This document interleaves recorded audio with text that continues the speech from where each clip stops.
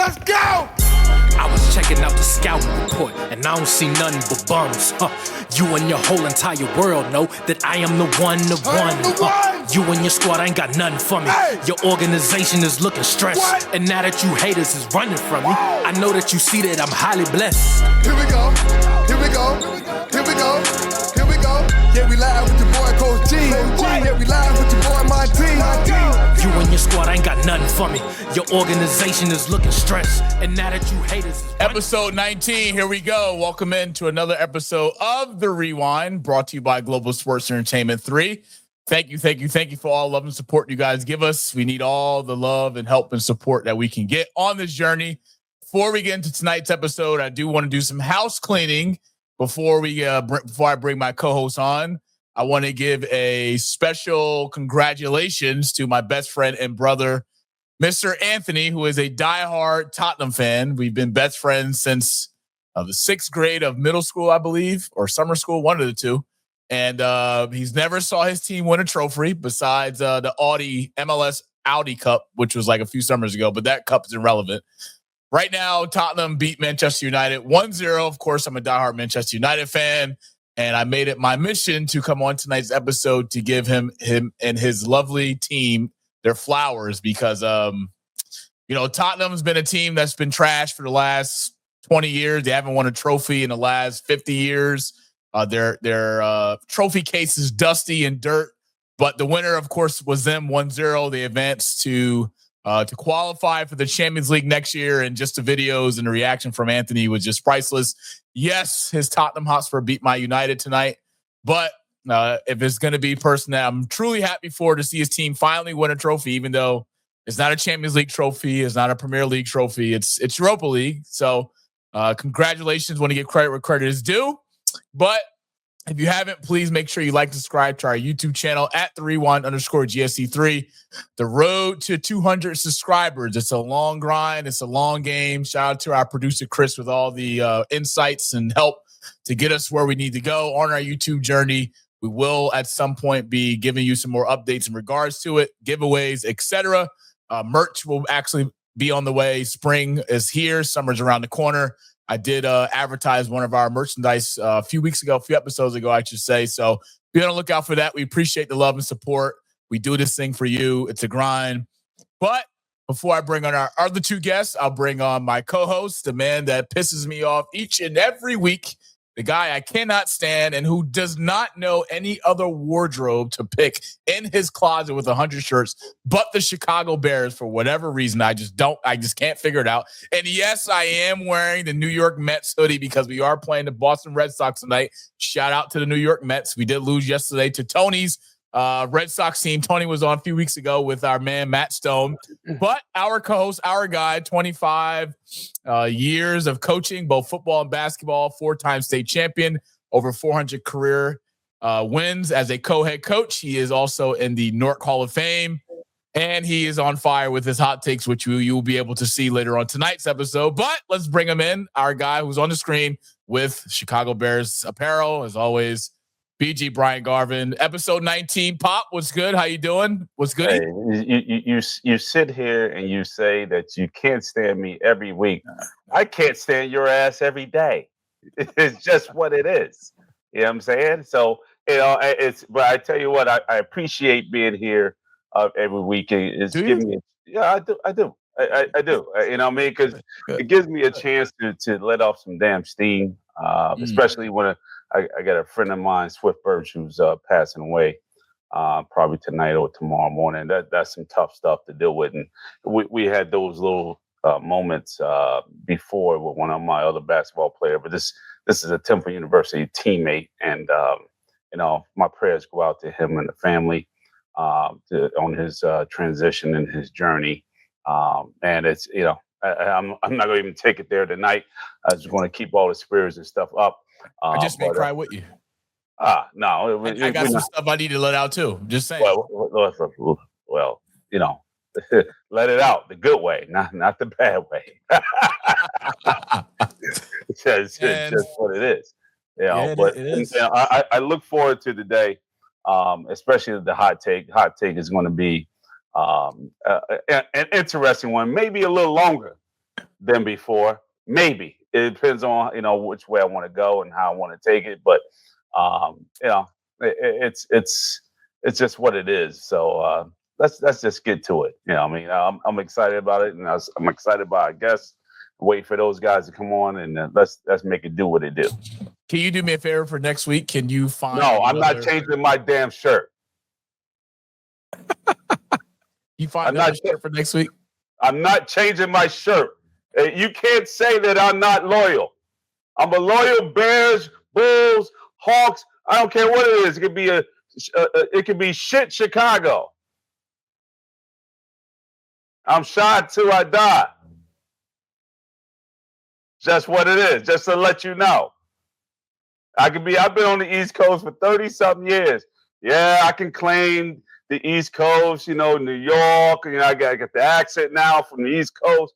But I'm shy. Oh, yes, I do. I'm shy till I die. It's just what it is. So I got the attitude from Chicago. That's where I was born, but the East Coast raised me. That's all for tonight's episode, folks. We'll see you guys next week for episode 20. Take care. God bless. Brian Garvin and Monty Moss signing off. You damn right. I close shit off. That's just what it is. That's what we do. All right, let's get into it. We got two amazing guests coming on, both one OG, one student of the game, mentee, I should say. He's even got the Bears Cup, folks. It's getting out of hand. This is shit's getting out of hand. The big things coming up, baby. Big things.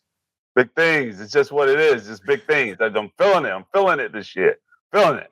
Yeah. It's May. Football's right around the corner. I'm feeling it. No, just as every Cowboys fan has been feeling it for the last 30 years. I have no hope for them, but it's just what it is. Man, our first guest coming on tonight is from Spring Valley, New York. Attended middle school from 5th to 8th grade high school. Chose to go to St. Joseph Regionals after going to prep at the Phelps School in PA. After that season, he ended up tearing his meniscus, getting it repaired, and went to JUCO in Arizona College, left. And after the first semester worked out up until next season when he has officially decided that he has joined or will join or join in going into another year with Sony Orange up in Middletown, New York. Just some quick stats, some quick hitters for you this past season. Average over 15 points per game, 5 rebounds, 5 assists. Shot 55% from the field, 29% from three-point, multiple 20-point games this past season. Led the country in steals, top 5 in the country in assists. Finished with 907 points in 2 years of play and never sat out in the last 2 years of playing besides tearing his meniscus. But my brother wanted to bring him on. St. Joe's finest. He is top 10 St. Joe's player basketball. We've had a lot of good guys that we've supported. I've supported Chauncey Hawkins, Nazir Williams, and others, just to name a few. Brian, you're familiar with the St. Joe's regional team up in what is it? What part is that? New Jersey? That's all the way. Well, it depends on which one you're talking about. Metuchen, I believe. Metuchen is Central Jersey. Central Jersey. Is that? I thought Central Jersey didn't exist.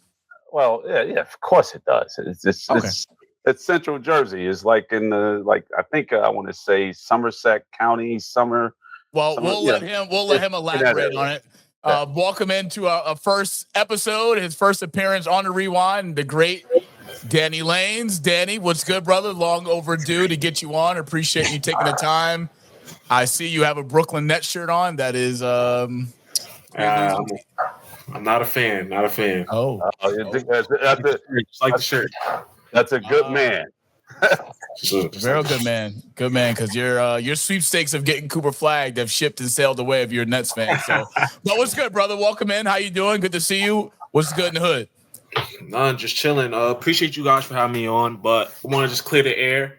Clear the air, please. Clear the air, please. St. Joe's, Montville, not Metuchen. Montville. We know these guys very well. Very well. We scrimmaged them all the time. Yeah. How did that go? Say it again. How did that go? Oh, it went very well. We kicked y'all behind every year. Really? Every year. Every year. Who's your coach? Doherty.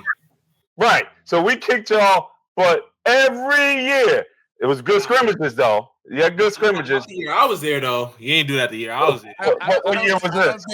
Danny, I don't think you heard. He's been he just was coaching for over the last 25 years. So I know it's there. It's there. No, what year did you graduate from St. John's, Montville? 2021. Yes, that was my last year. We sucked that year. But before that, I know we kicked your ass in 2019. 2018, 2019. Oh, yes, we did. Oh, yeah. That's the years we won a state championship. Oh, yes, we did. Wait, what's wait, North East Side. Put some respect on his name. East Side? Yes. Not Patterson. Nah, we ain't lose the East Side. Oh, yes, you did. No, I got the tapes. No, I got the tapes. I know we didn't. I got the tapes. I got the tapes. I can go to a huddle. I got the tapes. I need to see them tapes. No, you gonna see the tapes. I need to see those tapes. Energy. Oh man, you D Coach D, that's my guy, man. We talk a lot. We talk all the time. And did he retire? Yes, he retired. That's what I thought. I knew he was. We were both talking, and we was like, "Man, I'm out of here." And I knew that he was going to retire too. Good dude, very good dude. Definitely. Oh man, tonight's episode may go one or two ways, folks. The way these two talking tonight, we got some energy. But our next guest, who Danny, pay attention because you probably say you beat them too, right, in the scrimmage, or beat them in the game throughout the season. You just never know. I didn't lose too many scrimmages in my years. So okay, yeah, only one per year. Remember that. Average one per year. Hey, and you only can play 5, so you already know that one per year. You know, we'll come out the gate slow, but the other 3 quarters we played about 3 scrimmages. So, you guys had 3? Yeah, we played about 3. Oh yeah, we had 5. Oh, I wasn't. Well, they operate different set of rules in public schools. Yeah. Except Catholic schools, you can come from upstate Pennsylvania and New York, and then Canada and shit, and you can be in, up on the moon and come down. Next thing you know, you got a 7-footer getting ready to play, and it's like, he just landed from Zimbabwe, and that's probably now, but like when I was there, most of us was really local though, like probably 20-30 minute drive. Yeah, those days don't exist anymore, unfortunately. Well, that football team, I know that they had some New York guys and some guys from upstate Pennsylvania, because I knew one of them. Their mother was teaching at Banter High School, and she lived in upstate Pennsylvania. And I asked her, I said, "Wait a minute, you live in upstate Pennsylvania at 3 corners, right there where I think it's you can touch New York, Pennsylvania." It's called it 2 corners at the same time. So you walk across the street in 2 different states. You travel 2 hours to drop your son off at St. Joe's, Montville, and go all the way to Newark, go all the way back to St. Joe's, Montville, wait for him to get out of practice at 5 o'clock, and go all the way back upstate. And you did that for 4 years. Insanity. Did it pay off? Crazy. It probably did pay off. It probably did. Worth it. Probably did. I don't even know. Okay. I don't even know. Well, we got a long show to do, so we have time to talk about that later. Our next guest, who has blessed us with his presence, his brother is a celebrated educator, coach, and athlete with deep roots in Essex County, New Jersey, a native of Orange, New Jersey. Greg attended Orange Public Schools and went to play Division I basketball at Seton Hall University on a full athletic scholarship. There, he was a 4-year starter, became the second all-time leading scorer in school history with 2,059 points, earned all-area, all-ECAC, all-East, and AP honorable mention All-American honors, and was drafted by the Boston Celtics. He is a proud inductee of both the Orange High School and Seton Hall University Athletic Hall of Fame. He is also inducted into the New Jersey Coaches Hall of Fame and the City of East Orange Hall of Fame. Greg's coaching career spanned over 3 decades with positions at Clifford J. Scott High School, East Orange Campus, Newark West Side, and West Orange High School. Over 31 years, he compelled a record of 577 wins, 205 losses, with a 74% win percentage in his coaching career. making him the winningest coach in East Orange basketball history with 514 wins. Third all-time victories amongst Essex County coaches. First all-time victories amongst Essex County public school coaches. Second in all-time victories among Black coaches in New Jersey basketball history. His teams have won 15 conference championships, 5 North Jersey Section 2 state titles, 4 North Jersey state titles, 3 New Jersey state championships, 2 Essex County tournament championships. He was also named 6-time Northern Hill Conference Coach of the Year, 1-time SEC Coach of the Year, 6-time All-Area Coach of the Year, 1-time New Jersey State Coach of the Year. He is currently a member of the New Jersey Coaches Hall of Fame and was voted one of the top 99 high school coaches in New Jersey history by NewJersey.com, and the only person ever voted both a top player and top coach in the history of Essex County tournament. Greg has also coached 2 future NBA players, Mike Brown, 12 seasons in the NBA, and Marquise Bragg, 1 season in the NBA. Beyond athletics, Greg served 37 years in education, holding roles such as teacher, dean of students, athletic director, and district leader across Essex County. He's booking his career in the West Orange Public Schools, where he began as a PE teacher, physical education, people don't know, and an assistant basketball coach, and returned as head coach after retirement. In 2022, he was honored with the Community Service Award by the Men of Essex. Greg has 1 adult son, Max, which he resides in West Orange, New Jersey, and his wife, Dr. Aldine Beaumont Tynes, and his bonus son, Jaden. Woo! Now, bringing in our guest, the lovely, the great, the all-time great Seton Hall alum, West Orange and Essex County finest, Mr. Greg Tynes, coach, or AKA, as I should say, OG. Appreciate you taking the time to come on the Rewind. Good to see you as always, virtually. And welcome in. How you doing, brother? Good to see you.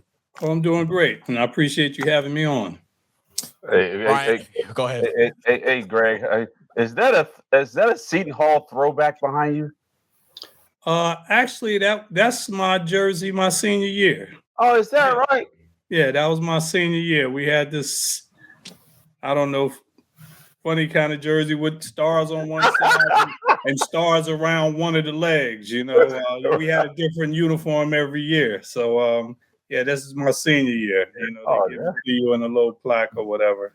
That's what's up. I'm sitting there looking at it. I'm like, man, I can't remember when they had stars on it, but I was young back in those days. You know, that was a long time ago. Yeah, you got me for about a few years here. You know, we some old cats on this video, but you know, you the leader, so my hat goes off for you there, buddy. Yeah. Tremendous coaching career, tremendous playing career, has played at all levels. Greg, I'm sure you can give some advice to Danny here, who is a young Jedi student of the game, of course, trying to get to where you've already went, and that's to the NBA. So what advice would you give to Danny right now, who's in his young basketball career, of course, coming off of tearing his meniscus, but he's came back, bounced back, had a really good season coming back from it. What advice would you give to the young Jedi? Just keep pushing, but always be in control and, you know, use basketball and never let basketball use you. So many people get caught up letting that ball use them. You got to use basketball. It helps you meet people, helps you get into a lot of doors. And when you get into those doors, take advantage of it. That's the only advice I can give you. You know, use the game. Don't let it use you. Brian, what would you say as a winning head coach? You have a few state championships. You put a lot of kids through college in your coaching career. What would you share with Danny? You know, I'll piggyback off what Greg just said. You know, I look at my career over the years, and you know, I use, you know, all 3 sports to get me where I am today. You can't let, you know, basketball and football and baseball, whatever you choose to play, you can't have it use you. You know, it'll kill you. You know, in your in total career, whatever you choose to do moving forward in your future endeavors, it just destroy you like no other. If you reverse it, like my man said, reverse it and use it, man, it can take you to some places that you couldn't imagine that you would ever see on your own. So let that basketball thing, use it as a tool to see the world, meet a lot of different people, just like Coach Greg said, And man, the sky would be the limit. You know what I'm saying? If you want to choose a coach after your career is over, do so. Use it again. Sometimes this sports world got me free education. I didn't have to pay a dime, and I almost got my doctorate. So that's something to be said. It's possible out here in this world. It's easy to get your education through sports, and take advantage of it. Even if you don't get to the NBA, it is what it is. They have so many different type of pro leagues that can take you to many facets of life. So take advantage of it. Process, Danny. Process. Sit, think, reflect. You have access to these folks. Be happy to help you bridge the gap, but I just wanted to make sure you hear that from two people who have walked the journey and the road that you're on, and the doors and areas of improvement that they can give you free game, as we call it here on the Rewind. So just want to make sure I hook you up, brother, because I love you. Appreciate you. Yeah, definitely. I definitely appreciate that, like wisdom from two OGs, people that came before me. I just like hearing just knowledge like on the game. So I really appreciate that from you guys. Speaking of game and speaking of OGs, now it's time to get into it. NBA playoffs is underway. Eastern Conference Final as well as Western Conference Final. We are down to four teams here left standing in both the Eastern Conference and Western Conference. OKC took game one yesterday in a 114-88 victory. Julius Randle led the way for the Timberwolves, led them in scoring with 28 points, shooting 9 of 13 from the field, 5 of 6 from three. 8 rebounds. Anthony Edwards just didn't show up. We've seen this occurrence from Anthony Edwards in game one throughout the playoffs. Only 18 points, 5 of 13 from the field, 3 of 8 from three. This OKC team just showed us why they are the best team in the NBA, as well as why they're one of the best defensive teams in the NBA. I know Brian's been a big advocate for Cleveland being the best defensive team in the NBA. I would personally disagree. OKC has it because they have all the tools. But Brian, this is a bad loss for the Timberwolves to start the Western Conference Finals. Game 2 will be tomorrow. What are some things that you saw from game 1 that you would like the Timberwolves to change going into game 2 tomorrow? I don't think they can change too much of anything. It's just Anthony is going to have to step up a little bit more. But and I'm just going to correct you on what you said. That I know that Cleveland is supposed to have the best defense, yes, on the eastern side, but Oklahoma has the best on the western side. Both of those teams are good defensively. And I said that Oklahoma can score better than Cleveland. Cleveland struggles shooting the basketball. They just can't score. And when you exert all that energy defensively, they just don't have legs. Oklahoma have the legs. They have depth. They have talent on that freaking team. I'm not surprised at this loss. Minnesota shouldn't even be honest with you. They shouldn't even be there right now. But at the end of the day, I think they possibly get swept or may go 5-1. I don't think Minnesota, they're just missing a lot of parts to it to get to the finals. I can basically see Oklahoma playing the Pacers in the finals because the Pacers to me are a good team. The Knicks are a good team, and it's that I think that one's going to go 7. But with talking here with Oklahoma is just too freaking dominant, and they kicked on New York Knicks during the regular season. It's just what it is. Greg, a great performance in game 1 from SGA, 31-5-9. Just a fun fact, the Minnesota Timberwolves shot 51 3-pointers in game 1's loss, only making 15. Oklahoma City only shot 11 of 21 to be exact, 52 from 3. They led the way in assists. They led the way in steals. They led the way. They forced Minnesota to have 17 turnovers in that game. Points in the paint. We know Oklahoma, that's their bread and butter down low with Chet Holmgren. We know SGA gets to the foul line more than any player in the NBA. But, Greg, what do you look forward to seeing from OKC in game 2 to possibly go up 2-0? Well, I think Oklahoma is just a flat-out better basketball team. From an offensive standpoint, from a defensive standpoint, I actually think they're going to win it. I hope that they end up playing this team in the final, even though I'm not a Knicks fan. I'm just a local fan. I would just like to watch the people in New York go crazy. But I think that OKC is just they're tough. They're really tough to beat. Offensively, they're tough. They're just tough. I can't see Minnesota beating them at all. I can't see Minnesota winning more than 2 games. I mean, just a quick hitter. OKC in game one, 31 points off turnovers to Minnesota's 10. And the biggest lead Oklahoma City had in game one was 26. So we've already seen pretty much what OKC can do. And let's just call it for what it is. Outside of Anthony Edwards, yes, you had a great game from Julius Randle in game one with 28, but can he do it again in game two? Hell no, he can't. Consistency has been a thing that he has struggled with this year for the Timberwolves and mostly in the playoffs. But outside of Anthony Edwards, yeah, Anthony Edwards is going to give you 30, but is Alexander going to step up? Is Mike Conley going to step up? Is Rudy Gobert going to step up? I mean, these are all different hitters that Minnesota has, but we've seen throughout the year, especially in the playoffs, how deep this Oklahoma City bench is. And their bench is probably one of the best, if not the best team bench right now in the playoffs because they don't have a problem going 8-9 deep. And this was an impressive win. And I look forward to seeing what Oklahoma City will do. I do expect them to win game two. I don't think there's many adjustments that Oklahoma City can make in terms of obviously the matchups, because the matchup, you want to put your best defender, and that's Lou Dort, on Anthony Edwards. He gave Anthony Edwards hell all game in game one, forced Anthony to take some tough shots. But that's the DNA. That's the MO. And down low, Chet just dominating the boards, pretty much controlling the pace in terms of how they move offensively and not allowing Rudy Gobert to get going. So if I'm Minnesota Timberwolves, I'm going to need 30 points minimum from Anthony Edwards in game two to have a shot at this. But when you have a team score over 52 points in the paint, it's just hard to come by. And Coach Bryant, you're a fan of bigs, and points in the paint is something that you definitely like. But Oklahoma City only shooting 21 threes in game one.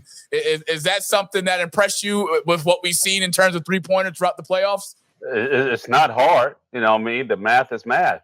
The least amount of 3-point shots, what you averaging about 30-something% from three and 40-something% inside the paint. It's not difficult. It's like, hey, I don't care how you change the game. The obstacle is to win it, and the easy way to win it is just kill them inside. I'll let them shoot all day out there if they want to. Eventually, they're gonna get tired. I mean? So, I'll bang the shit out of you inside, and you can't stop it. You're too fatigued because you got to play defense. Something's going to have to give. And it's just, how did we beat Karl Anthony Towns in the finals and held him to 7 points? Fucked his ass up. It's just what it is. Kicked his ass. That was the game plan. Do not let him touch the ball. Make him work for everything. The end.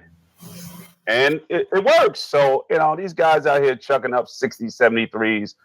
It's just like, Coach G said, I watch it. I watch it on my phone more than I do my TV. But, looking at it, 4 quarters, I went to go watch it live when Randy Foye was playing. And I didn't wake up to the 4th quarter. It's just that type of basketball. So, it's entertainment first. It's structural basketball second, and everything doesn't get great until right around now. So these guys are starting to play harder, and that's made the best team win. But to say that it's like it used to be is just not. Yeah, one thing I will say, if Minnesota wants a shot at winning game two, they better not shoot 51 threes. But we got another game going on the Eastern Conference side. Game one between the Knicks and Pacers tonight on TNT. Reggie Miller, Kevin Harlan has the call. This will be TNT's final broadcast. As you know, of course, their deal ends after the season. They'll be moving on to Amazon. Reggie Miller will be joining that crew. But this is the Knicks' first Eastern Conference final appearance in 25 years. Last time they were in the Eastern Conference final was 2000 against who? Reggie Miller and the Indiana Pacers. Indiana won that series. They advanced to the finals. They did lose to my Lakers, of course. Shout out to Shaq and Kobe. Fun fact, if you didn't know, each of the Knicks' last 4 trips to the Eastern Conference Finals has come against the Pacers in 94, 99, 2000, and of course now 2025. Danny, you love the Knicks. You've been hyping me and texting me and blowing me up about this Knicks team and what they've been doing this year. But Reggie Miller's in the Garden tonight, the Garden Killer, if people don't know. What do you like to win this series, and who do you have in game one right now, just in terms of an update? Knicks are up 71-64 in the third quarter. But give me some of your thoughts on this series, and who do you like to win? I'm really well. First of all, I'm not Knicks fan at all. But Well, you want to talk about them?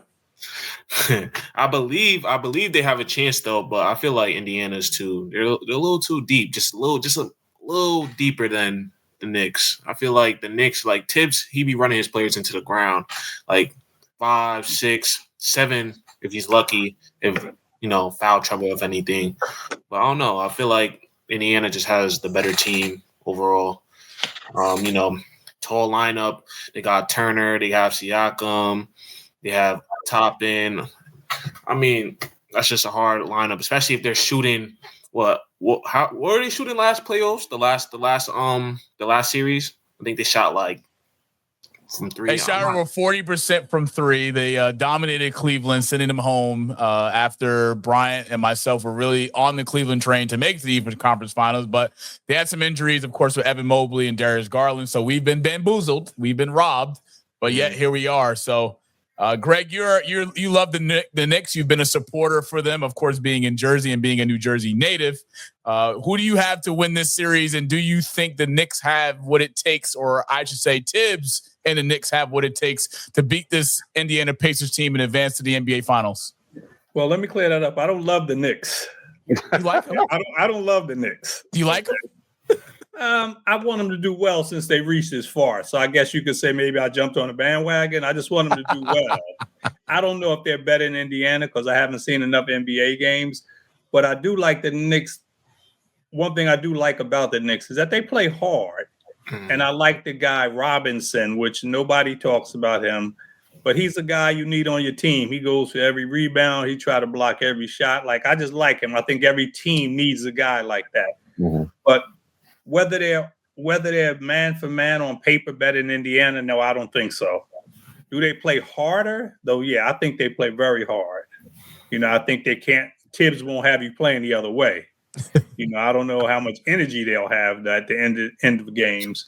But I like to see the Knicks do well. Like, I have this hat here only because my cousin was selling them, and I wanted to support her. So I have a Knicks hat, but I don't wear NBA stuff. I just have a hat, and it'll stay just like this in the closet. You'll never see me with it on. I just don't wear stuff like that. And I guess the only NBA team I like is probably Dallas, because I have on his hat Kyrie, because his father and I are real good friends. So that's the only game I really watch during the season is when Dallas is playing. When he got hurt, I didn't see another game. So I'm hoping it's the Knicks and OKC, but I think the West, whoever represents the West, will win it, I believe. Brian, who do you have in game 1 as well as who do you have winning this series? Because I'm going with Indiana all the way. They're just a better team, even though, Indiana's style of play is mostly up-tempo. Rick Carlisle likes to have his team get their ball and push. But we know Indiana this year, they play a lot differently on the road than what they do at home. And Indiana's a tough place to win just as much as MSG. But if there's anything that this playoffs has shown, it's shown that any team can be beat rather home or away. Just ask the Los Angeles Lakers, ask the Minnesota Timberwolves, ask the Golden State Warriors, ask the Cleveland Cavaliers, and definitely, the Chicago Bulls didn't make the playoffs. Can't ask them. But, Brian, who do you like in this series and why? Yeah, I like that stone you just threw in there, but that's all right. I'm going to go for the Pacers because, like I said in the previous videos, I can walk to Indiana from my old house on 82nd and Muskegon.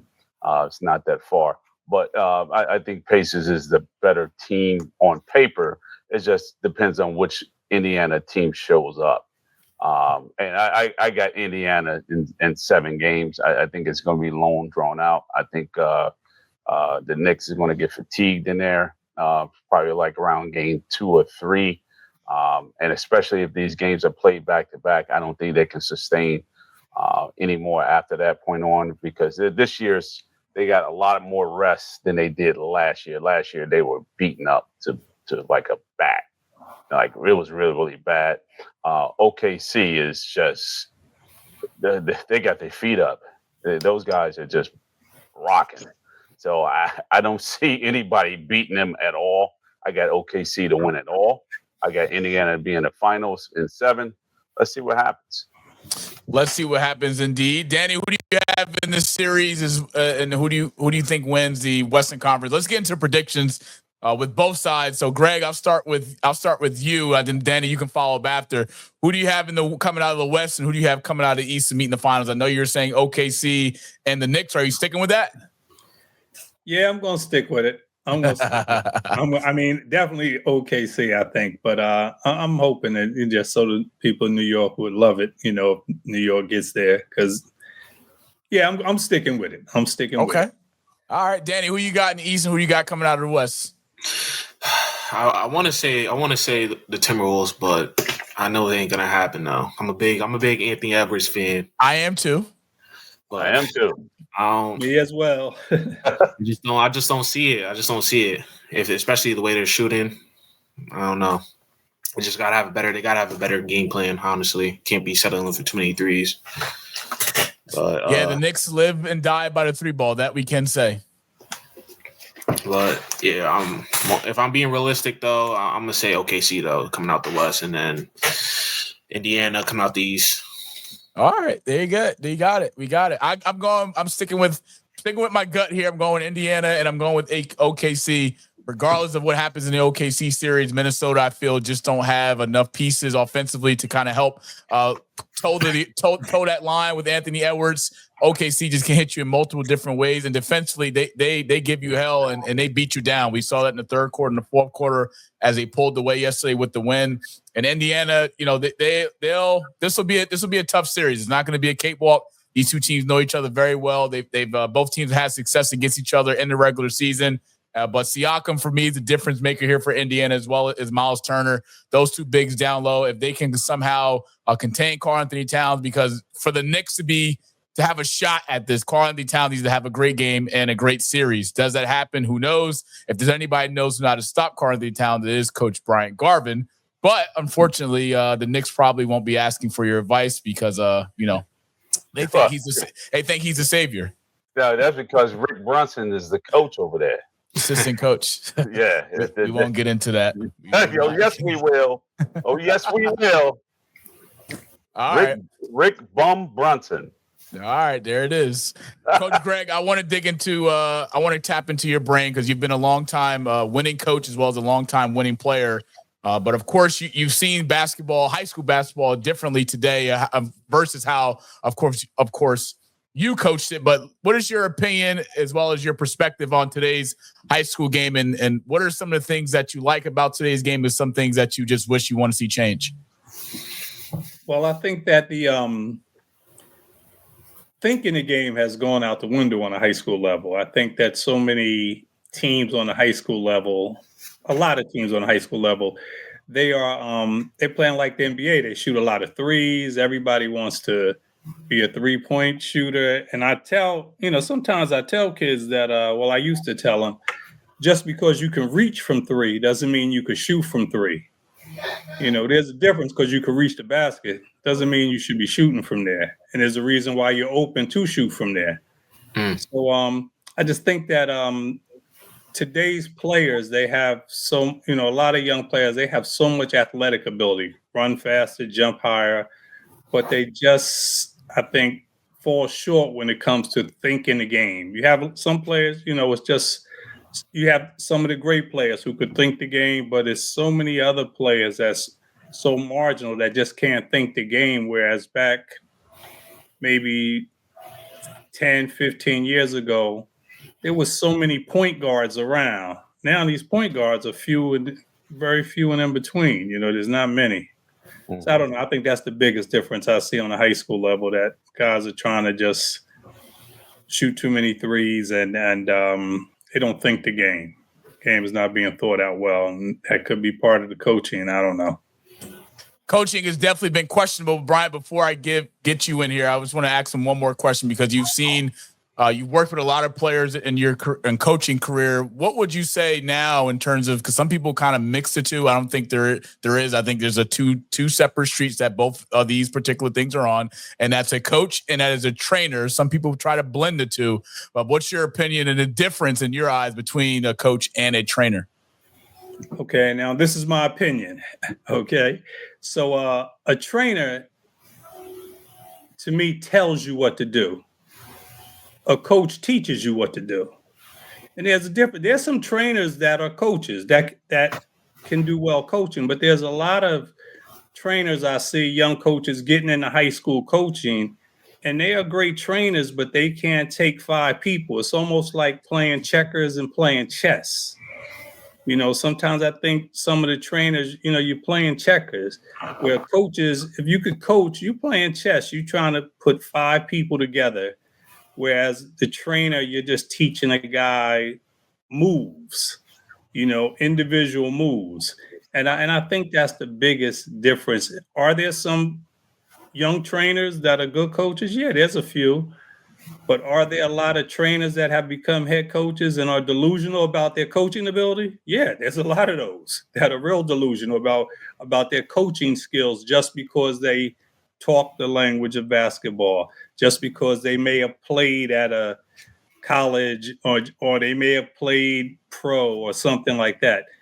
All that doesn't really mean you can play. I always say you can Google everything you want about basketball, except for one thing, and that's how to game coach. If you can't game coach, I don't care what you do in practice. I don't care what happens. If you can't game coach, to me, you can't coach.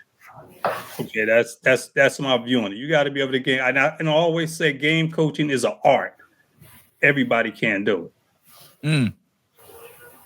Brian, your take. I agree 100%. And I'm going to give you an example. I've watched some AAU games actually last night and early this morning. I'm looking at a skill set of this young kid, Bryce Hillman, down in Camden. And just looking at the coaching on the sideline with these AAU coaches and then actually watching the athletes in the game, I've seen so many errors within the first 2 or 3 minutes. I'm disgusted by it.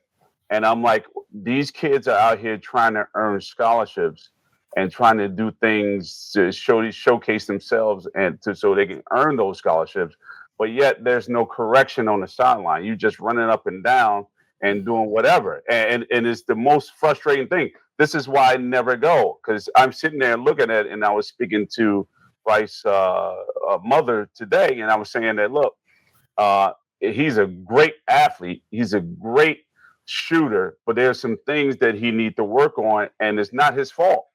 It's his coaches that's on the sideline that are not teaching him how to pass, how to gap seams, how to go up the hash marks, all these different things that he's doing wrong, and they're correctable so he can earn a scholarship within a week or two. He can correct them. And it's just not being done. So it's a lot of coaches that shouldn't be there. And she agreed, because I saw the same things that she saw. And it's a lot of coaches that shouldn't be in high school. But yet, the rules, the way things are, you just don't have those type of coaches anymore. So, charter schools is a part of that. There's kind of diminished athletes spread all over the city, especially the city of Newark. East Orange probably had to go through that a little bit. And it's just the good coaches are gone. We're leaving. I left early, and they few far in between, and it's a sad thing. Exactly. Danny, man, what's your take on this? Because you've been in the AAU ranks, you've played AAU at a high level in terms of competition, in terms of tournaments, and then of course being coached by the great Coach D, who just retired or recently retired. Congratulations on retirement. What's been your perspective being away from now, graduating high school and being away from AAU basketball? What's been your perspective on it, looking back on how the game is now? It definitely has changed from when I played. I feel like when I was playing, that's when everything started, I guess, evolving. Like the game was already evolving, but it was like evolving to like a whole nother level. So like after me, like, I don't know, it was just a lot of like threes were already being taken, but I feel like the I'll say like the value of threes were being high, like higher. It was higher. Like I'll watch an AAU game. Like I watched one of my friends' little brother play. He's shooting about 10 threes a game. I'm like, Bro, like most of the time when I'm playing, I shoot about, like right now in college, I shoot probably two, three threes a game. That's if I feel like it's coming to me. I don't shoot it if it's really like, I feel most of the time I feel like it's a bad shot. Like I'd rather get close enough to the rim, shoot a mid range, if anything. That's probably the deepest shot I'll shoot most of the time. Like I'll shoot that probably like 4 or 5 times a game. But I don't know. It's definitely evolved a lot. I feel like the game is like slowly just, I can't find the right word for it, but it's just, I don't know. I don't like how the way the game's being played nowadays. Just compared to when I was playing, or even from back then. I would put myself in the category as like a 2000s player, really, because 2000 players, a lot of shooting mid ranges, like the threes wasn't really there at the time like that. Like if you probably get a couple people to shoot threes like that, but most of the time it was mid ranges or to the basket, really. But yeah, that's really my take on it. The game isn't trending in the right direction, as they say. But one thing has evolved, and that's the evolution of social media. Some folks will say the evolution of social media has been good. Others will say the social media evolution right now has been bad. Danny, you've talked about it on your social media platforms about how social media has really influenced more people to stay at home, to make content, to get paid. What's your thoughts on the evolution of social media, and what do you think the trajectory of where we are in terms of more podcasts, more content, more digital stuff? What's been your perspective on both? Well, my older brother, he right now he's he does this. He does basically, the whole social media. He gets paid off it about 6 figures. So like it's pretty impressive watching him do that. But I don't know, like OGs, I don't know about you, but I don't know if you guys watch TikTok or have TikTok or know about TikTok, but it's just it's a crazy thing. Dudes is before games doing dances, and then after the games, the game they looking at their phone, getting paid like what, like probably something little, like like $50, $40 just to do dances. Like I don't know, the whole social media thing is crazy to me nowadays. I don't know. It's pretty interesting though, how we evolved. But that's really my take on it. It's really global now. Like even kids from different countries doing stuff, dances before games, or even just talking on the phone, talking to people, like doing live podcasts, stuff like that. It's just everything is it's all amazing to me, honestly. I don't do it myself, but just watching other people do it's amazing. Look, I'm not surprised by it because Greg and then when people can put their feet on OnlyFans.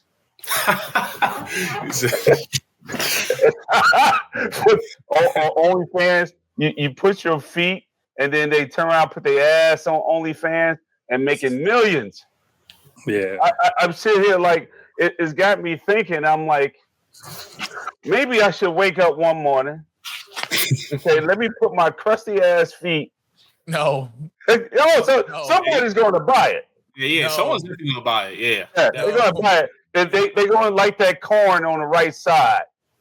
That little corn, and they put inside their cornflakes. You know what I mean? And with their milk and their cheese and all that stuff in the morning. Yeah. Yeah, you could just set up the phone. You could just set up the phone, take a picture of your shirt off. You'd be good. You know what I mean? We're trying to get sponsorships, not scare them away. I am not scared. I ain't scaring nobody away. My internet went out, so I missed a little bit of that. You good. Danny was just talking about his opinion. Of course, he talks a lot on his social media about the evolution, the influence of how social media has changed a lot of things today. Some people say it's good, some people say it's bad. Of course, back in your heyday, as well as your prime of playing, social media was never even a thought. So things that you used to do back then, you can't do now. But what's been your take, Greg, with social media? Because I know you're not a big-time social media person. You've always been classy and style and profiling as you should be. But what's your take on the evolution of social media? Well, I enjoy watching it. I enjoy looking at some of the things on there, but Not OnlyFans, right? you know, no, not OnlyFans, no. But you know, I helped out a team this year. I don't want to say what team because I mean I haven't coached in 9 years, so I helped out this team, you know, and all the players they knew me because they were maybe when they were like 4th grade, 5th grade, they went to my basketball camp. So you know, they came out for warm-ups. And every player that came out brought their cell phone with them. Everybody had their cell phone with them and laid it on the chair, you know, on the bench while they warmed up. You know what I'm saying? Why do these guys have their cell phone with them? And you know, so I couldn't understand that. And then they argue with each other during the game, and they argue with the coach. And I had to tell them to be quiet, which they were quiet because they knew me from when they were much smaller. And I told the coach, I said, "Listen, man, I can't do this because your guys are arguing with you. The parents argue. They tell you who to play, and your kids are taking selfies while the game is going on. Wow. And you're under 500. You know, well, they were about 500. I'm not gonna say they won. They were about 500. Like you're like a regular basketball team, and like when they announced their starting 5, they turn the lights out in the gym and put on this music. And I'm like, that's reserved for like when you're one of the best teams around. You just can't be an average team and you cutting out the lights, you know, putting on some DMX. You know, like who you fooling? You know, who you fooling? You know, so yeah, this social media stuff is, I mean, I guess I would have loved it, you know, if I was playing, if I was that age. I mean, I would have loved just the simple thing when I played, I didn't have a 3-point line. I mean, I would have loved to play with that. I mean, you know, I mean, most of my shots came from behind there, but we didn't have a line. I think you're telling your age now, brother. Yeah. Oh, I have no problem with that. I'm 69. Oh, okay, yeah. Looking good at 69 too. So, yeah, so I think they put in the line maybe 4 years after I got out of college, 5 years after I got out, you know. So but social media, I would have loved it. I would have ate it up. I would have NIL. I probably would have been I would have been doing a lot of stuff in the game, but not before.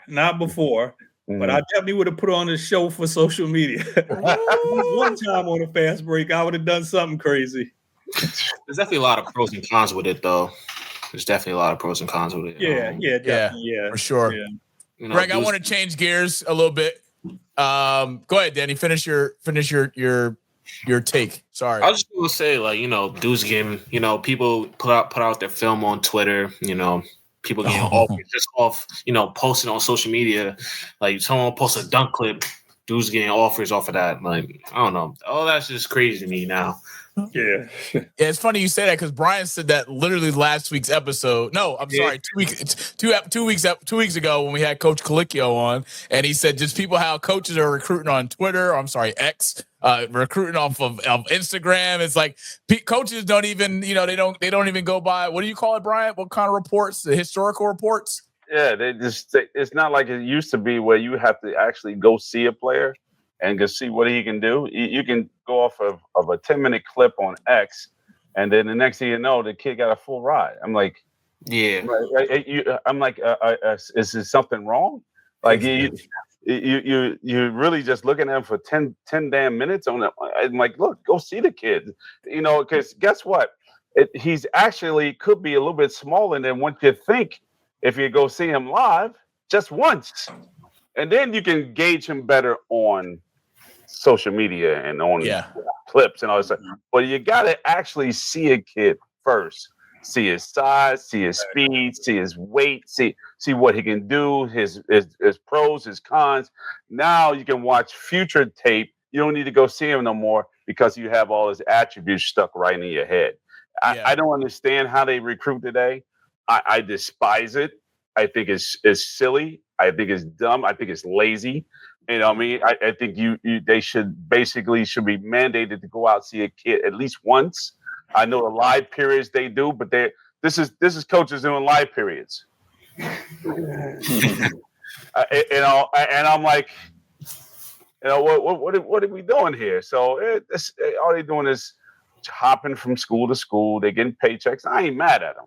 You know what I mean? I'm not mad at them at all. But I'm passionate about sports. I'm passionate about the game. I'm passionate about all sports, especially if I wish I can play it right now at the age of 54, but I can't.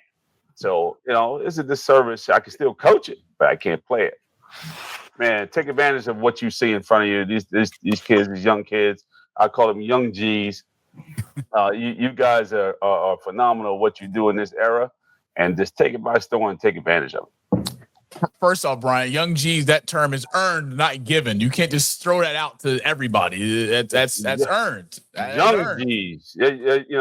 I'm not using that YN bullshit they got going on.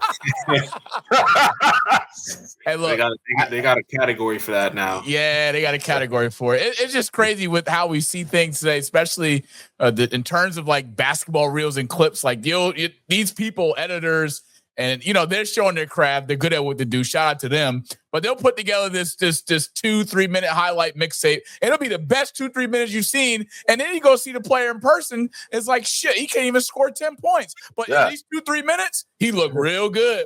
Hey, like Coach Tyne said, he said we got teams that's 500 mediocre team turning lights off with lights and entrances and introductions and DMX playing. Is like, man, you put that on camera, you'd be like, man, it's probably one of the best schools in the country. And then he's like, you see the record, you're like, man, that shit just don't look right. So that's just where we are, man. But just changing gears, Greg, of course, you're a Seton Hall alum. You bleed the Pirates. Seton Hall didn't have a good year this past season, finishing 7-25. They were last in the Big East, 2-18 in the conference. You've had some success with the Pirates. You've seen what they've done this past year, as well as upgrading some of the stuff on campus in terms of their facilities, the training facilities for players, for recruits. I know Coach Holloway is trying to do the best that he can with alumni and getting all the money he can to go into that NIL pot. But what do you expect to see from Seton Hall this year after having a bad season at a 7-25 record, as well as what are some things you're excited for with Coach Holloway ending another year as the head coach of the Pirates? Well, first of all, I think Shah's a great coach. I think he's a great coach. He's a hard worker.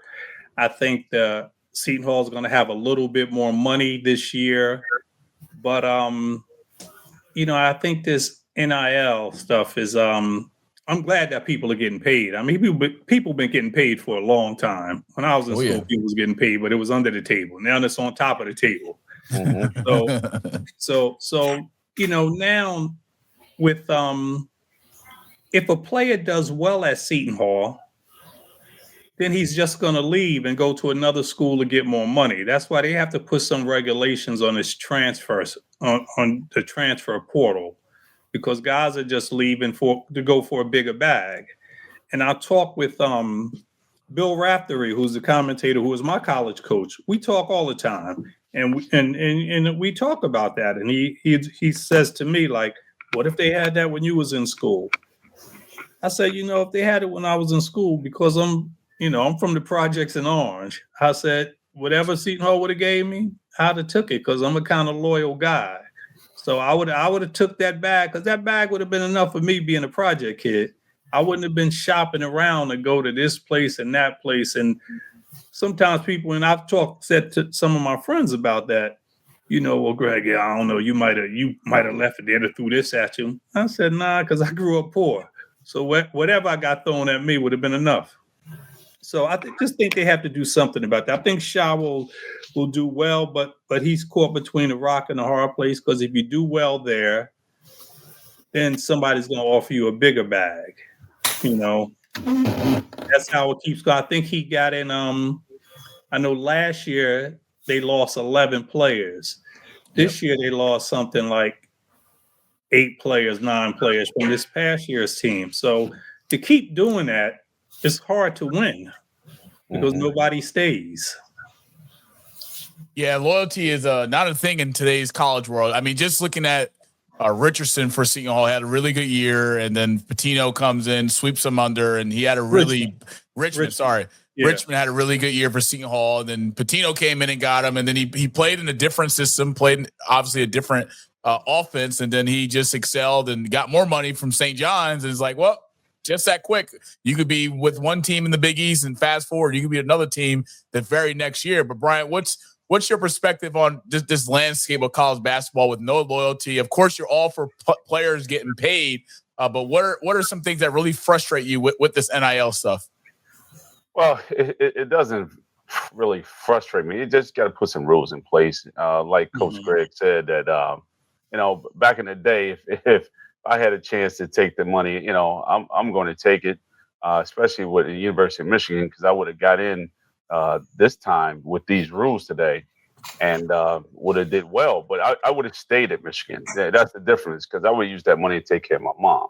And I wanted to be closer to home and be able to do that. So, Michigan would have pretty much gave me enough to where I can do that and not worry about what happens later on down the line. I can just stay there and focus. And as long as I'm getting some money, me chasing millions of dollars, that's going to come anyway. So, it's the opportunities that these kids have now, and they just did this stuff without a plan, and it's just the wild, wild west. But it's coming. It's coming very soon. I can see within a year or two that they're going to tighten up the bolts here, and the moving all over is going to cease for players and for coaches. It really is. It's going to kind of put some strongholds on mandating coaches stay for 2 and players stay for 2. I can see that happen. Yeah, Coach, we just want to give a special shout out to the great Bill Raftery. We love you. The greatest. Shout out to Bill. I think I got this at a Seton Hall game. It was a raffle. Yeah. No, I'm sorry, bobblehead night for Coach Raff. And shout out to my good friends at Seton Hall at the time. One of them was the managers, hooked me up with some tickets. And Bill Raftery is one of my favorite. I've had the opportunity to connect with him before games at Prudential Center as well as after. His advice is always golden, but no better person to, I'm sure, to been coached by, and of course, listening to the games for CBS for them calling the Final Four for the last 20 years. So shout out to Coach Raff. Raff, we love you, appreciate you. Hopefully, some point we can get you on down the road. But as Garv likes to say, onions. Shout out to Coach Raff. Yeah, that's my guy. He's a good guy. Well, I'm not sure if you guys like hot takes. But this week's episode edition of Coach Brian's Hot Takes, I'm just going to give you just a brief information of what's coming down the pipe, and then I'll let Brian take it away. So I'm sure you guys have seen or haven't seen Indiana Fever versus the Chicago Sky. Of course, Caitlin Clark versus Angel Reese. There was a play in particular where Reese was fouled hard, a basketball play, in my opinion, where Clark prevented Reese from getting an easy 2 buckets and pushed her. Reese fell on the floor, got up, a little bit of altercation after, didn't matter. But how do we get here with Ryan Clark and RG3? Now, if you didn't know, RG3 and Ryan Clark are teammates, or once were teammates on ESPN for Monday Night Football coverage, as well as they were teammates when RG3 was the quarterback in Washington. Ryan Clark was later in his career. He was also a member of the Redskins team at the time. But ESPN's analyst Ryan Clark and Fox Sports analyst RG3 public feud about WNBA star Angel Reese and Caitlin Clark is no longer about basketball. The discourse between the former ESPN colleagues started over the Fever Sky game on Saturday when Clark was called for a flagrant foul on Angel Reese in the 3rd quarter. Now, I'm not going to take all of Brian's thunder away, but I'm just going to get down to the gritty of it. Ryan Clark then went out to his Twitter and said some choice words about RG3, saying that he put in a word to the executives at ESPN that people weren't happy with RG3's take on Monday Night Football coverage, but the power, of course, the influence that Ryan Clark had with the ESPN executives, he basically said, just let RG3 be himself, let him be in flow. Of course, fast forward, RG3 is no longer employed by ESPN, and Ryan Clark just got a new deal earlier this year with ESPN to extend his tenure with the company. But Bryant, it's time for Coach Garv's hot take. May God be with us.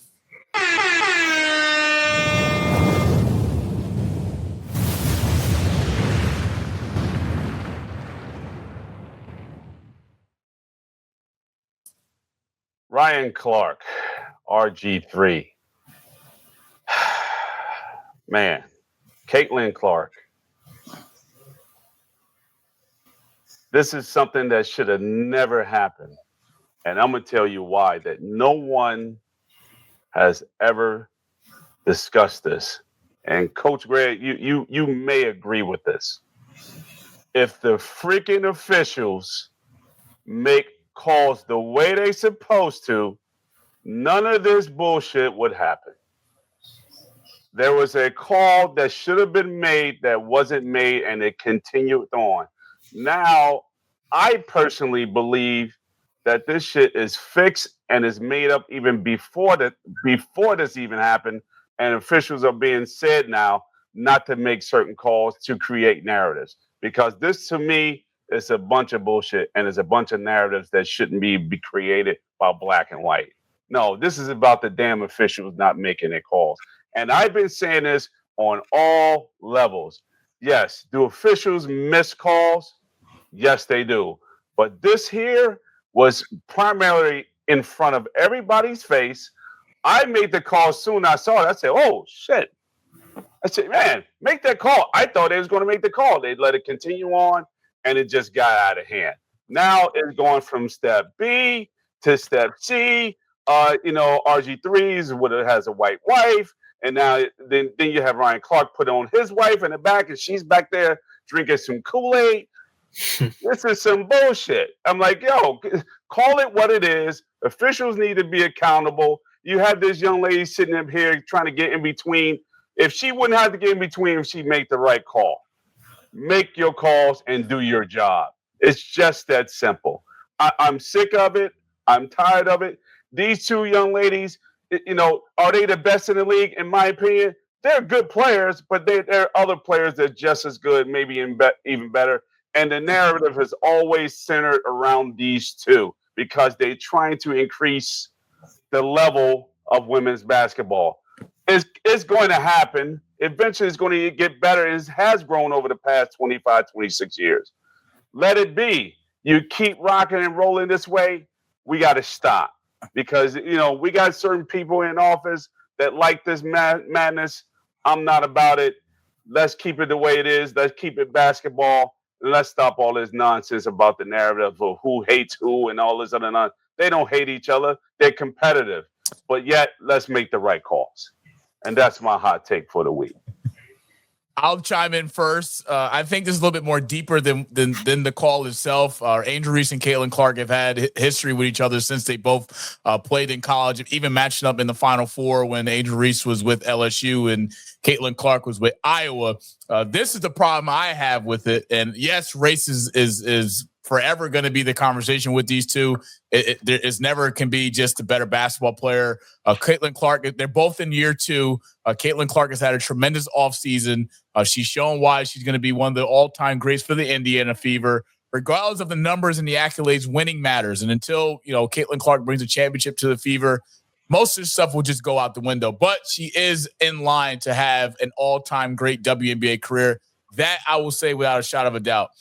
However, what bothers me is when I see two black men who have a platform, who have a voice, and you bring wives involved, which becomes personal because regardless of what sports take you may say or what you may do, you should never want to bring families involved as well as wives. I know Ryan knows RG3's family personally well because, of course, they were teammates in Washington. But this is what Ryan Clark had to say on his Twitter page.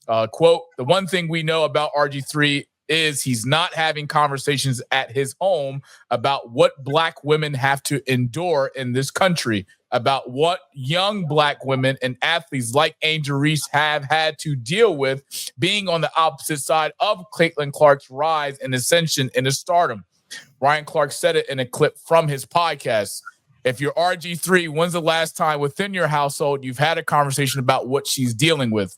You haven't been able to do that because in both of your marriages, you've been married to white women. You haven't had opportunities to have those conversations to educate you on what they're feeling, what black women deal with on a daily, and what they're seeing, what they think of a young woman when they talk about Angel Reese. Now, RG3 posted in response to that, a video in response to Ryan Clark, saying that Ryan Clark crossed the line by bringing his family into it and said that he launched a personal attack on him and his family over a sports opinion. Ryan Clark personally attacking me and my family personally over sports opinion is cowardly, spineless, and a weak move. Ryan Clark personally attacking me and my family personally over a sports opinion is a bad look for ESPN and a bad look for him as a black man. RG3 saying he could realize hate when he sees it when referring to Angel Reese's feelings towards Caitlin Clark, which was irresponsible, but not at all surprising. Clark's the biggest star in women's basketball today, and deservedly so. No need to beat up Angel Reese to add shine to it. Ryan Clark publicly stood by his remarks in a series of tweets on Sunday night and said that Griffin was one of the worst teammates he ever had, both on the field and on TV.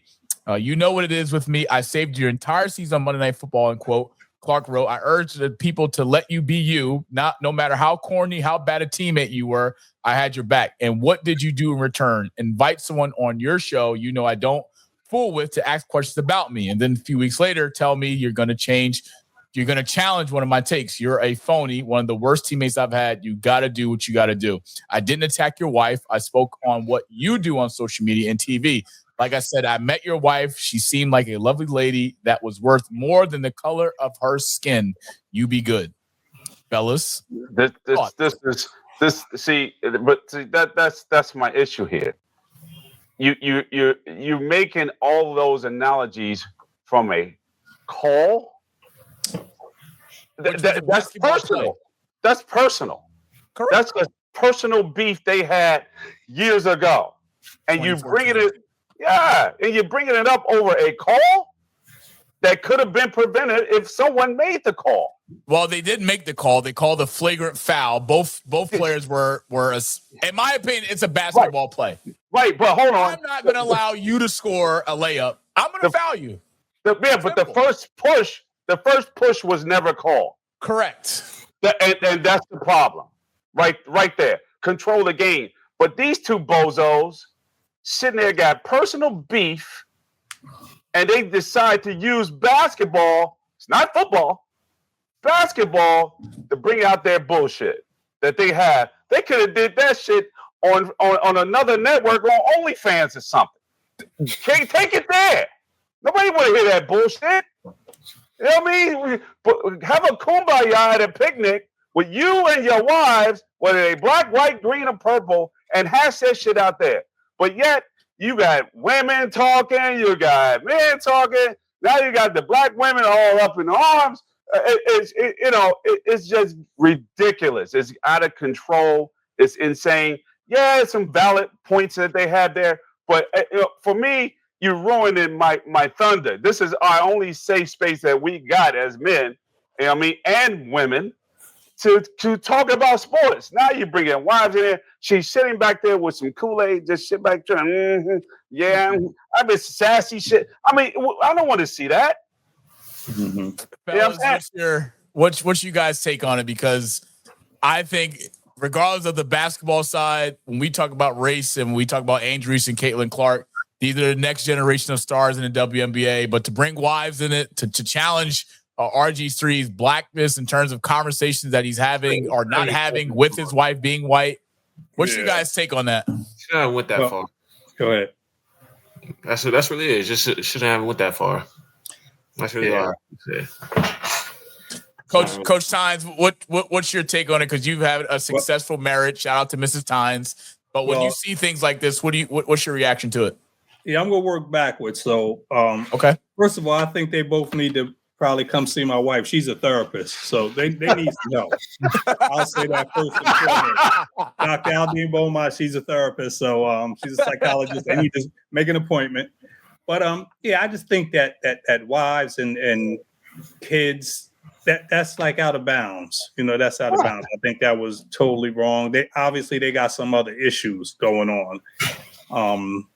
Long issues from when they played together. Mm-hmm. And getting to Caitlin Clark and Reese, I just think that I think because they're in a business, women's basketball, it's hard to officiate that because as basketball people, we want them to call a game correctly, call the fouls. But because it's a business, you need to have those two on the floor. So you can't call every time they foul. So you gotta let them get away with things.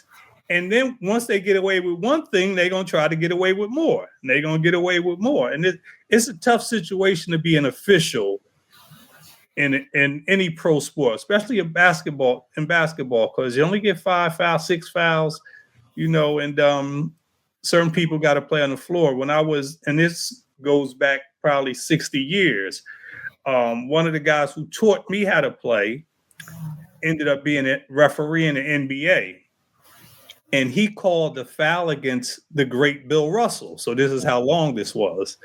And he called the foul against Bill Russell, but someone else on the team raised their hand, because that's what they would do. There's somebody else who was close to the play would raise their hand to take the foul.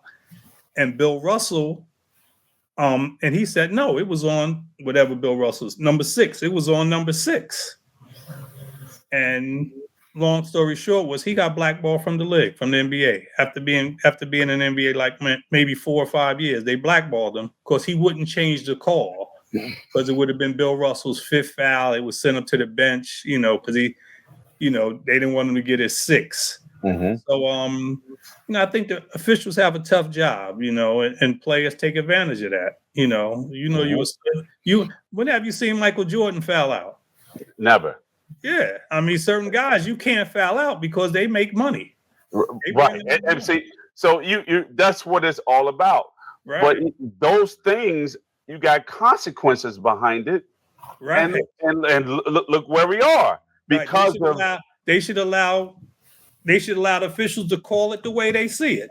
Exactly. And if you start getting foul trouble, he gets in foul trouble. Correct. Play better defense. Stop reaching. Correct. Perfect. Fans pay too much money to have that star on the bench. Correct. So it's a trickle down effect.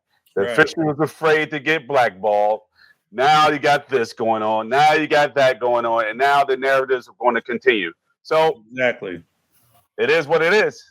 It is what it is until it isn't. Last week, I didn't have a Rewind of the Weeks segment, but this week, I damn sure do. And I got a lot to talk about. Let's get into it.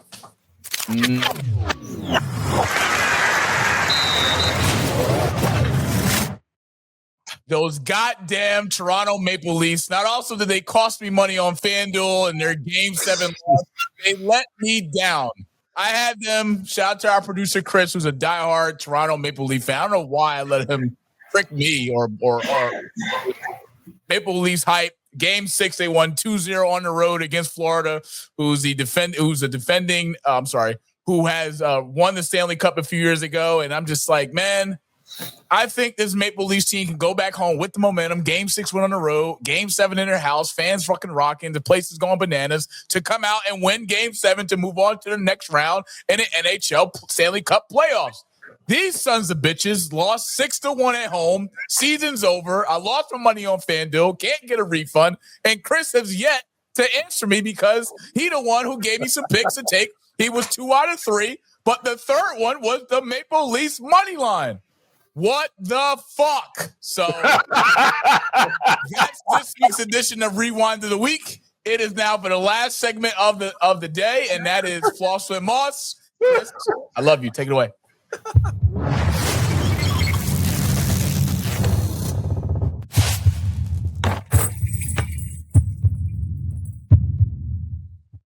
Maybe I should quit cussing on here because these things just don't sometimes add up. But as I said, profanity is allowed on the Rewind.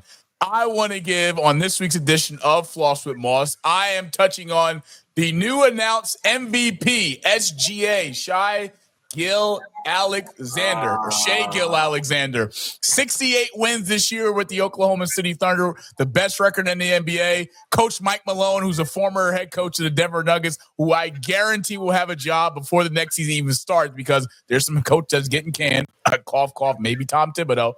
He said SGA has shown why he's the MVP of the league. Now I get it. Hold on. I know there's people out there that say, well, Joker should have won because he leads the league in this category, that category.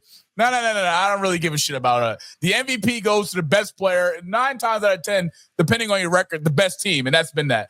SGA is averaging over 32 points this season, shooting 51% from the field, most in Thunder history. He joins Russell Westbrook and Kevin Durant as another player in franchise history to win an MVP. The Oklahoma City Thunder is the only franchise to have 3 different MVPs since the year 2000. He was an all-star last year. Well-deserved. He has averaged 30 points the last 3 years, joining who, Brian Garvin? Mr. Michael Jeffrey Jordan. He has also won this year's league scoring title. I think he's not talking about it enough as he should be. He's won MVP, which he rightfully deserved. And of course, I know some people out there use Jerrigan's lotion. Some people out there use all different types of Vaseline. But if you go to when next time you're at CVS, Walmart, Target, well, not Target because black people boycotting Target, ShopRite, or wherever you go to buy your lotion, make sure you pick up some Shea Butter. Why? Because Shea Gilgeous-Alexander's game is smooth. He's well-deserved MVP, and he's got a shot at winning the first ever NBA Finals in franchise history. So he's on a great historic season. He's having a damn sure remarkable year. And, when we see SGA's game, like Danny said earlier, he doesn't do too much shooting from threes. He has a nice mid-range game. He gets to the free throw line. He contributes to his teammates. But just want to give a special shout out to SGA. Congratulations on the MVP. Well-deserved. Let's go OKC. Let's get to the finals. Greg, Danny, I'll start with you. Last remarks on tonight's episode. Where can the people find you, support you on your social media platforms? Because one thing about us, when we put some out there, the people do follow. So tell the people where they can find you, where they can support you, and what you got going on this summer as you prepare for another upcoming season in basketball. You guys can follow me at I am Danny Lands. This season I will be heading to Memphis, Tennessee to be playing at Christian Brothers University. Go Bucks. Go Bucks. Yeah, that's really just working out up until then, really. That's really so it. 1-on-1, me and you right now, who wins? No, you got it. Respect. No, Love you, brother. no, Appreciate no. That's it. We can I'm putting my money on you. I put the house on you. He a bum. He a bum. Better ask about my 3-point game. Coach Tynes, for the people out there, I know you're not social media driven. No, he's not on OnlyFans, so don't go try searching for him. but where can the people find you on social media, support you, as well as give Brian a little bit of advice on a retirement life, because Brian is still trying to figure some things out. I don't want to be found. Okay, That's fine. That's okay. That's okay. But no, I'm on Facebook. If you want to see pictures of vacations, that's all I do is, go on vacations. I post those things. I don't get into basketball conversations on Facebook or none of that stuff. None of those things. I just post trying to live a happy life. Other than that, I just want to go see basketball games, high school games, college games. That's it. That makes me happy. And that's it. My youngest is getting ready to graduate from high school. He's going to Penn State. So I'm ready to have an empty nest. And so I'm going to do more traveling. Love that. Any retirement advice for Brian? All I can say is go to the gym, do something. You got to do something. So I'm busy. I go to the gym and go as slow as I can, and I'm there for about an hour and 45 minutes. Mm-hmm. And other than that, I find something to do. I love to shoot pool. I can't shoot a jump shot, but I can shoot pool a little bit. So I shoot pool now since my legs don't work that well. Greg, tell them how long you're in the gym. About an hour and 45 minutes. Right. So I'm telling this young man. Let me tell you, I don't talk to nobody. I put my headphones, Me either. My earplugs in. I don't talk.